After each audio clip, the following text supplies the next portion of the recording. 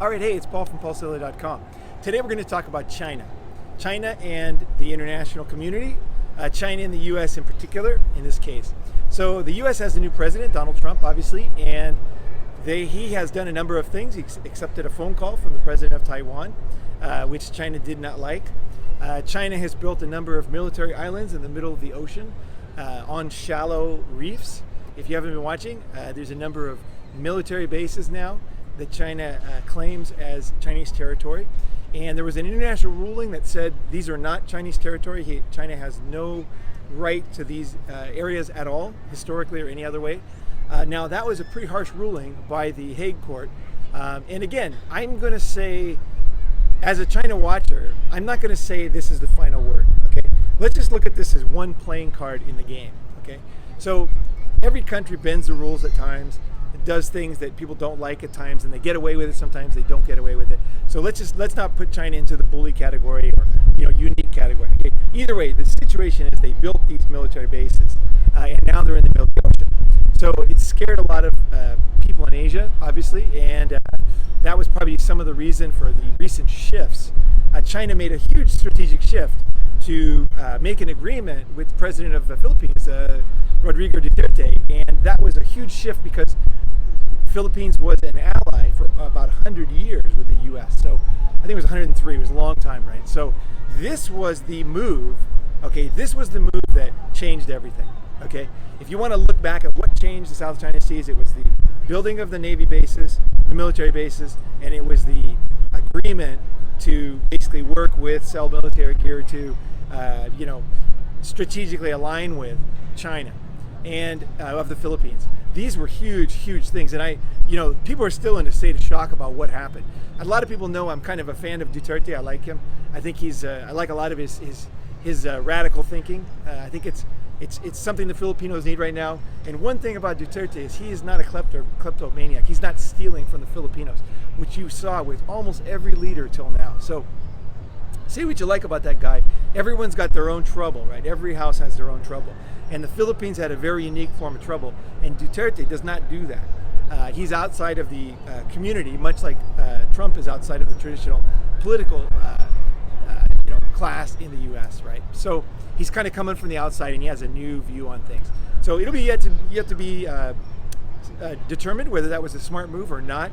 It was certainly a radical move, and it certainly woke up a lot of people and created, this really started to unstick things. So now I would say things are in flux, okay? So whoever is concerned about the South China Seas, it's time to really think, like, what do you want here, okay? What are you gonna agree with? I think one thing China really unmasked the West for is that the West can be bought off from human rights by money. And that's a fact. That China knows that very well, and they've done it time and time again. And if you got to look yourself in the mirror if you haven't watched this happen to your own country, your own leaders, okay? And whether maybe you wouldn't make the same decision, okay? So some radical things are being rethought right now. And what is the value of everything in the South China Seas? Because the stakes are very, very high, okay? We're talking millions, and they're gonna have the music now. Oh no, this is the music for the Thai King. Every day at 6 o'clock, the Thai citizens stand in attention for the Thai King. And also foreigners, we also have to do it too. So when the music comes on, I will also stand in attention with everybody else. If you don't do that, you can actually be arrested here.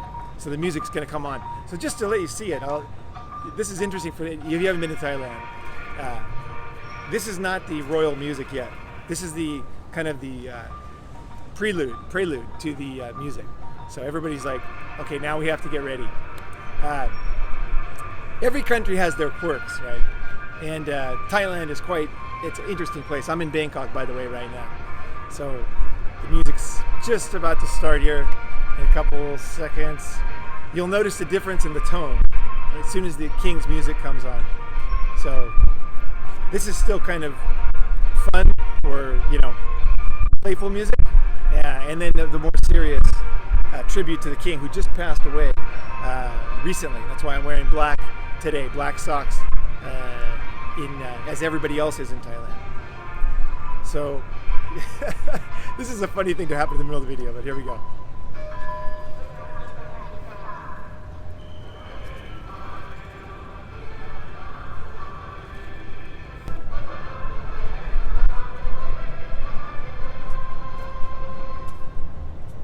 Okay, that was it. Okay, so what is going to change in the South China Seas right now? A lot's going to change, and there's a lot of opportunities, and I think it's important to, at the same time as I believe that the Obama administration and many previous governments were not very well informed on China and didn't act, I thought it very rationally, but I think that the opportunities are here for us today. And right now, China is, let me tell you about a couple things that are going on, okay?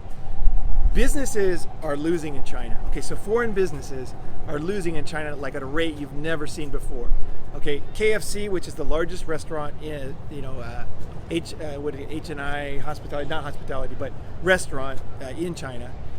Believe it or not, KFC is the largest, and they just sold their interest to a Chinese company. The reason why is because they were losing. Now, this is a business that was in China for 30 years, okay? They invested for the future, but the future never came.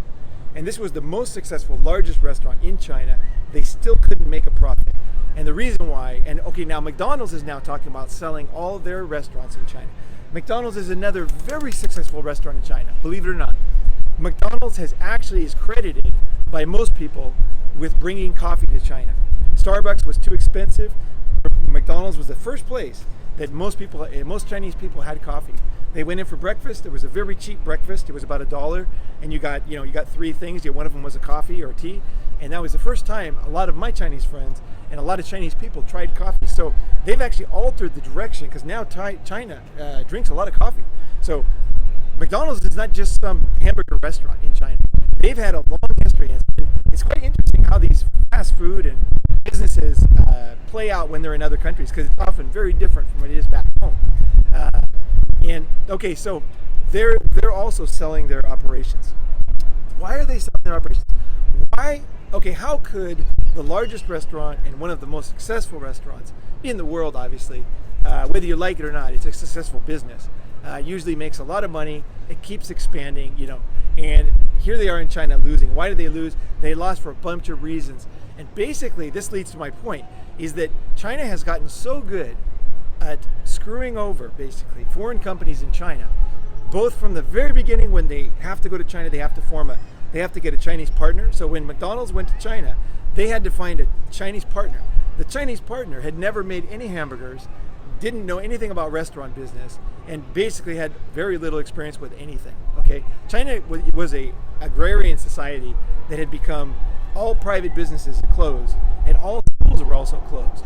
So many people, many doctors even today in China, did not go to medical school. They learned on the job.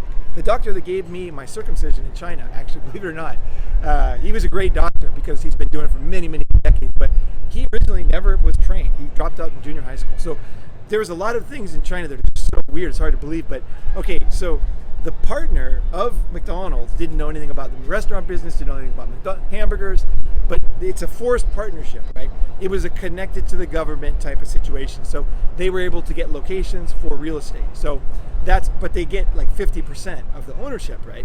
So this is what China forces foreign companies to do. So right off the bat, it's going to be tough going to make money in China when you have to give 50% of your business to somebody else, right? And that's what happens to every business pretty much in China. Not every single business, but some are even worse, as we'll talk about later. Okay, so another one, let's look at General Motors. When General Motors went to China, they had to partner with a Chinese automaker. Now we're talking 20, 30, we're talking, probably over 30, 40 years ago, right? And at that time, obviously they didn't make any cars in China. So there was no, you know what I mean? I'm saying there was like, who do you partner with? So again, it was a government connected group, right?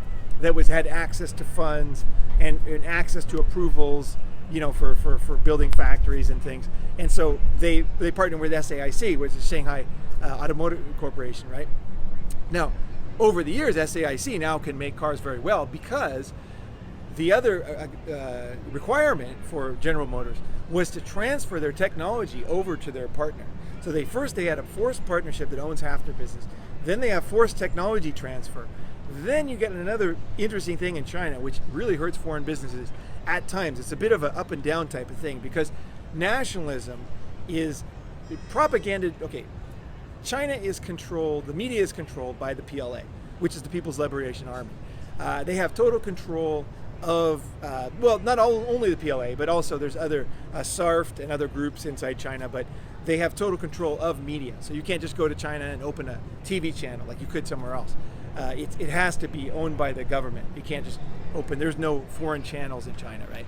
So everything is very tightly controlled, and even small things like maps. For example, we had a very poor maps. I had a real estate business in Shanghai for a long time, and we had very poor maps for our clients. So I had paid to have a map made so that my clients could find their houses, right? Well, we got quickly told that after we produced the map, that we had to stop using the map because we could be arrested. There's only 4 companies. This was about, I don't know how many years ago, but at that time there was 4. There might be 5 now, but that can legally make maps in China, okay, in Shanghai. So we were not able to use our map, and so it goes down all the way down to these kind of like ridiculous things that you can't even because the maps were really poor. Naturally, you imagine if there's no competition, the maps never improve, right? You don't get any Google Maps when there's no competition, right? So the military controls all the media. Now the media and education, okay, both are controlled by the government totally. So what you have is a very skewed version of history, okay? Now, I'm not going to get into the fact, I know history could be skewed in every country, and obviously is skewed in every country. It happens in Japan, it happens in Russia, it happens in the US, it happens in the UK. Things that are not comfortably inconvenient or, conveniently forgotten, right?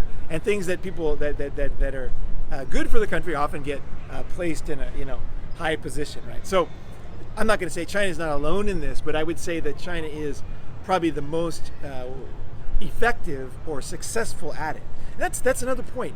China is so successful at what it does, it creates its own problems, okay? So for example, if you teach the people that everybody else hates you, the other countries hate you, they're all taking advantage of you, for 100 years of humiliation, and you don't teach your people anything about what China did bad to anybody else, naturally the people are pretty upset, right? It's like, oh my gosh, China is always getting screwed by everybody, This is so it really affects the way people think in China.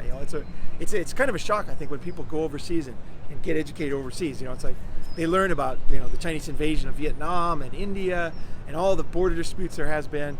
But the common thinking is that China's never had an offensive war, which it has had plenty of offensive wars over the border. So these are the things that affect business, okay? Very, very, very much, because how much the people, okay, here's where it comes into play. So for example, when Japan and China had a dispute over some islands called the Senkaku Islands and the Diaoyu in Chinese, and Japan thought that they were owned by a private party. So Japan thought, well, let's get rid of the problem. We'll have Tokyo buy them, and hopefully that'll cool things down. Well, that didn't cool things down at all, because when they nationalized them, that caused the Chinese newspapers and propaganda to go into overdrive and tell everybody that this is the most important thing for China. And what you saw was, okay, here's where it comes into play, and this is kind of like unbelievable for most people. And I think most people, even living in China, don't really realize what happens.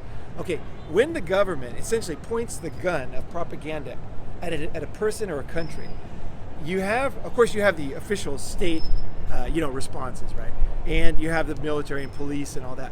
But you also unleash a number of people, individuals. Okay, so they want to get revenge on their own. Okay, it's much like a lone wolf attack.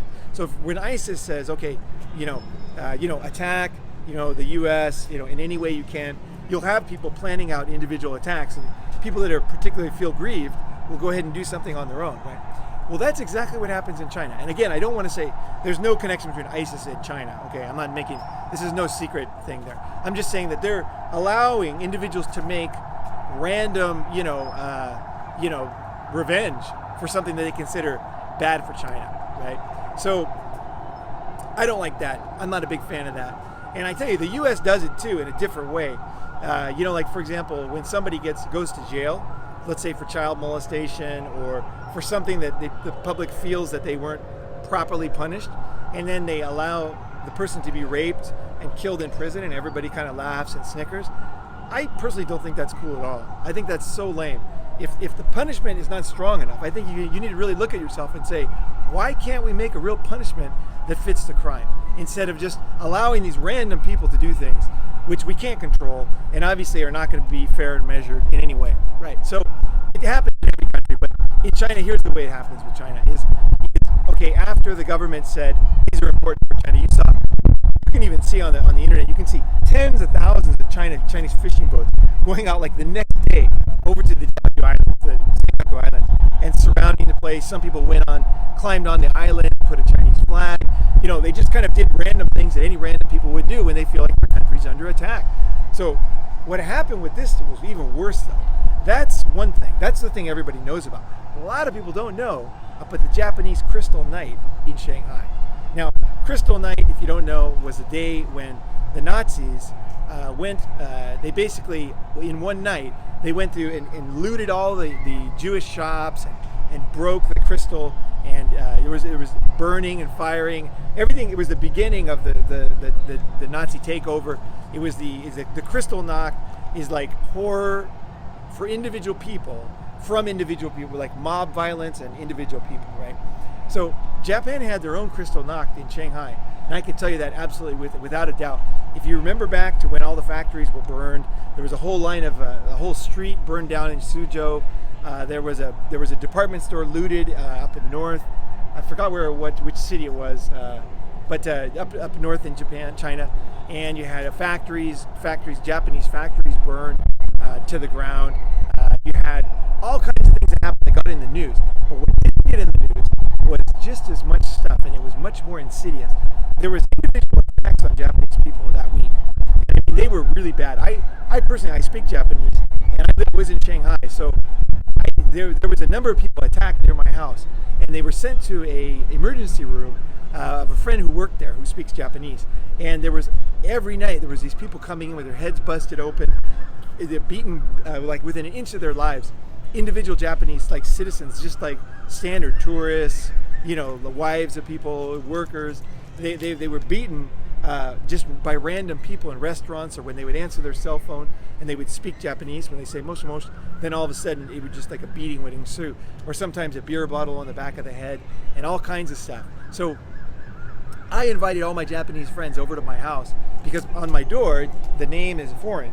So I had a bunch of Japanese people at my house. They were afraid to go to their houses because so many people were being beaten and it wasn't being reported, okay? This is what happens in China, is when they have trouble, okay, when a business has trouble, say a business gets hacked, okay? Say, you know, what they usually do is they don't say anything about it, because for a number of reasons. One is because they can be sued by the people who own the data, or the data of the people, because they say, why didn't you protect my data, right? So the victim gets blamed, okay, in the West, and we sue them. And also business, okay, so for example, say you have a furniture store in China, and you complain loudly that you're being discriminated against, or something happened to you, or the government did something. If you do that, obviously what's going to happen to your future business? It's going to be tough to do business, okay? Because now that you've gone public, the average person's going to feel like, you know, like, screw these guys, right? I'm not going there. And they'll protest, they'll throw rocks, they'll do all kinds of things to get revenge. So here's another thing that you probably have no idea. During the Olympics, just before the Olympics, the Beijing Olympics, the runner, the flame, running with the flame, they ran through Paris. When they went through Paris, they had a number of Chinese police, secret police basically, you know, very highly trained police, running around the guy with the torch. Now, the French were not used to that, because usually the Olympics is happy, no one's guarding the torch bearer, and everybody's running with them, and they're laughing, and liberty, and all that, right? Well, the Chinese obviously didn't understand that historically, so they had it was more of a military operation, like, don't touch the torch, we're gonna get this job done. It's fine, okay, they wanted to get the job done right. Their boss told them don't mess up probably, and they didn't mess up in the way that they got the torch through. But what happened was the French people were super pissed off because they're like, hey, this is supposed to be fun. This is the Olympics, right? Well, so what they did was they started to like make fun of them, and they did all kinds of things. And how it got portrayed in the Chinese media is that it got portrayed like the French were basically interfering with and making fun of China. So what you had in China was, okay, there's French businesses in China like Carrefour. Carrefour is a supermarket. So what happened in Carrefour? Carrefour, when I went to Carrefour shopping during that week, there was a number of people with like ice cream in their carts, and they were just walking around the store over and over. So I asked them what they're doing, and they said, oh, we're going to wait until this ice cream melts, and I'm hiding ice cream all over the store and putting like fresh food. We're hiding it so it'll get rotten. And I said, why is that? And they said, well, I already knew the answer, but they said, oh, because the French, not respecting China. And so Carrefour had to write off a number of, all over China, a lot of fresh food was destroyed because there was so much anger of the individual people. So get what I'm saying? It's like an army of people just out doing stuff. They never get punished either. So it just encourages people like, hey, this is fun. French, let's get the French, And next week, the Americans, yeah, Japanese, yeah, let's get the Japanese, right? So anybody who's unbalanced, anybody who's extreme is going to take the call to arms. And this is what happens in China over and over again. Happens all the time. It happened when the U.S. accidentally bombed the Chinese embassy in Yugoslavia way back. And it's happened a million times. So almost every country's felt the flame of this, including Norway for giving Liu Xiaobo the Peace Prize, the Nobel Peace Prize. And it just kind of happens again and again. And every country, everybody foreigner living in China, it's like you're waiting for your turn because it's just going to happen. You're going to be the odd man out. Like something's going to happen that's going to put your country in the doghouse, and there's going to be a bunch of attacks on your businesses. The Japanese was extreme though, because all the sushi restaurants near my house, Nanyang Road and Beijing Road, were attacked. And there was often police reports because there had been some attack or there had been a robbery. The businesses that didn't get attacked had a big sign out front that said, "This is Chinese owned, no Japanese here. We support the Diaoyu Islands as being Chinese." They had to go to that extreme, and some of those stores even got attacked. And some of those businesses were owned by Japanese, but they were so scared they didn't want to get attacked. Right? You can understand it. Right?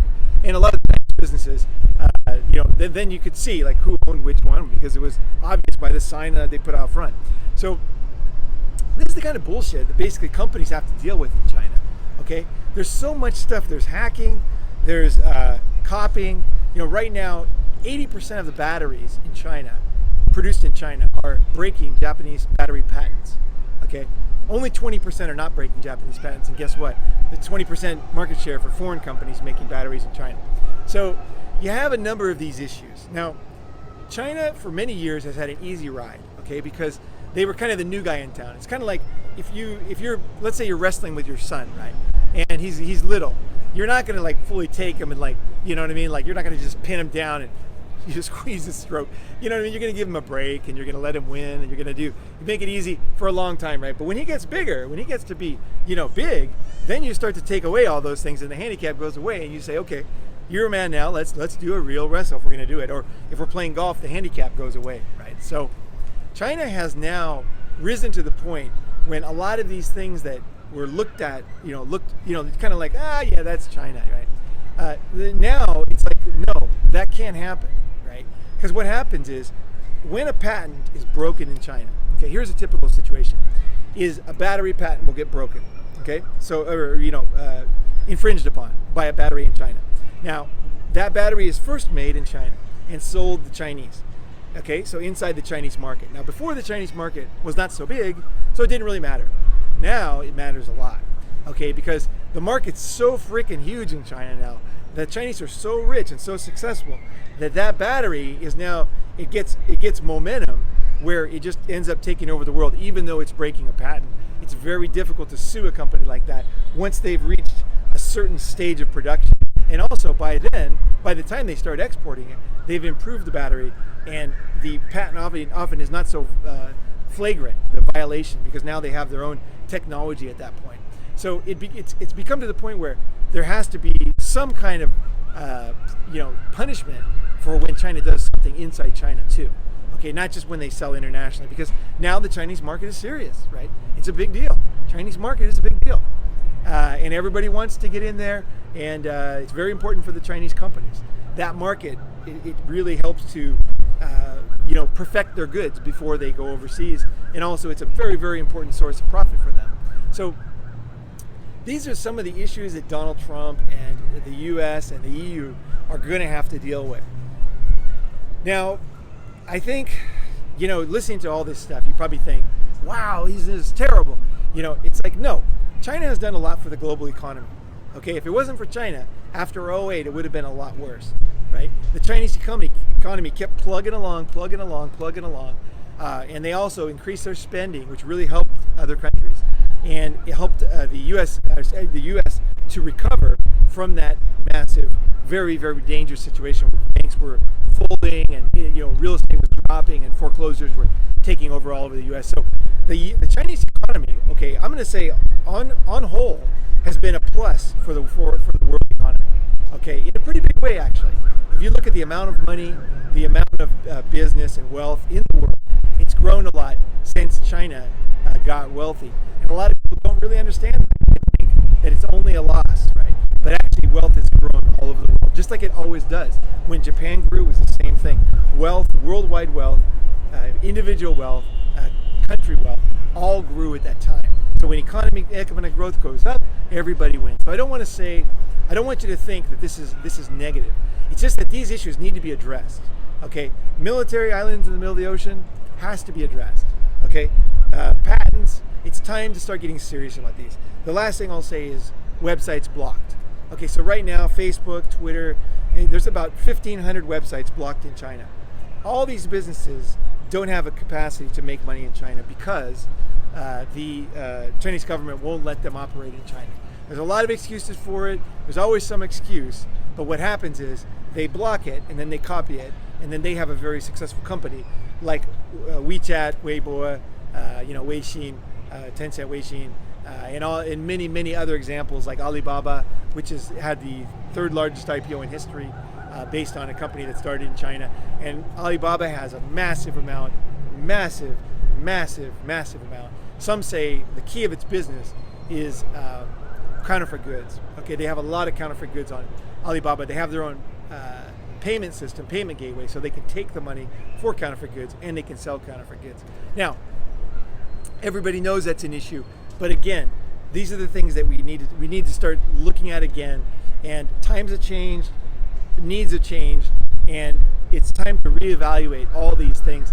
And it's also, I think, really super important for Donald Trump and anybody negotiating with China to think about, whoever it ends up being, John Huntsman or whoever he chooses as his China guy and his China team, is that, okay, on the positive side, and there is a lot of upside, is China is now investing overseas like crazy, okay? They're investing in everything from hotels to land to real estate.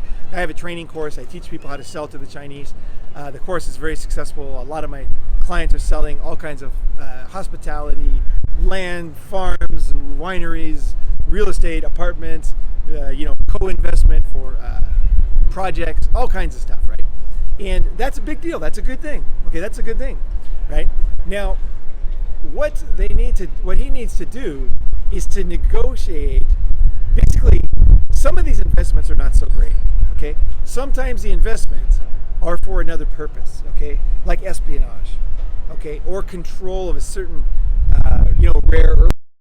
That kind of deal, China wants those kind of deals. They want to do business with the U.S. So I think it's really, really, really important for everybody to calm down and to think of the carrot, okay? What carrots that would be good for us, good for them, can we offer, can we negotiate, okay? The carrots are the number one thing. The negatives that I talked about before, they are key, and a lot of people don't understand them. That's why I talked about them. But in the end, the carrots are what it's going to change the world, okay?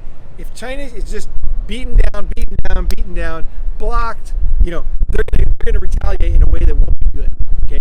So you have to give China, one, its respect, and then its due, and also think of what motivates them to do good things, right? If you give them an opportunity to invest in something that's beneficial to both people, like electric cars, solar technology, all kinds of things that they're actually pushing forward with themselves. These are things that are great for the world. So it can be very, very good. There's a huge opportunities right now, and there's also challenges. It requires very, very intelligent, experienced team to deal with these issues and to finally separate the things that are important, the things that aren't, at the same time as letting China save face, because face is a really important thing in China. It's important for China, it's important for the government, and eventually us as a trading partner, it's very important for us too, because if we lose face to the Chinese people, that's not any good either. When you're negotiating with someone, how they see you, and you have to understand how they see you, it affects things a lot. So it's exciting, it's very, very exciting. I can't wait to see what moves are going to happen, and I hope that there's a lot of carrots and they're thinking of cooperation rather than isolation, because I think cooperation, but also, again, singling out those things that are not acceptable and once and for all saying, no, that's not going to happen, okay? Not saying anything. It's like, this is very clear, no more of this, okay? But what about this? Let's work on this, right? That's the attitude. That's the way to get going with China. And again, it's going to be a long haul, because anybody's negotiating with Chinese companies, you know that after you sign the contract is when the real negotiation starts. Chinese companies, that's when they come, and governments, they keep, you have to renegotiate over and over. And that's great. That's the Chinese style. So you got to play ball learn to play ball with people that want to play ball with you. Otherwise, you can complain all you like, but you're going to lose every time. So think of the positive, get smart, and let's move forward. Let's see what's going to happen. I'm very excited for the future in Asia with the great powers and what we can do together in this current, very fluid, exciting day and situation. Thanks for watching. So subscribe to the channel if you think these are interesting videos, if you think you learn a lot, you feel like it's valuable. Subscribe, hit the red subscribe button. That way when I put out a new video, you'll get notice of that. And I appreciate it. If you could comment below whether you hated this video, you really disagree with something I said, or you really agree, or you have some new information and that I was wrong on a point, I love to hear that. So love to hear your feedback and comments. I always do. It always teaches me the most. So I watch really closely the comments in there, and I appreciate you subscribing and sharing with your friends, because these are important issues, things that I think are important, and I think they're very important for the world. Thanks for watching.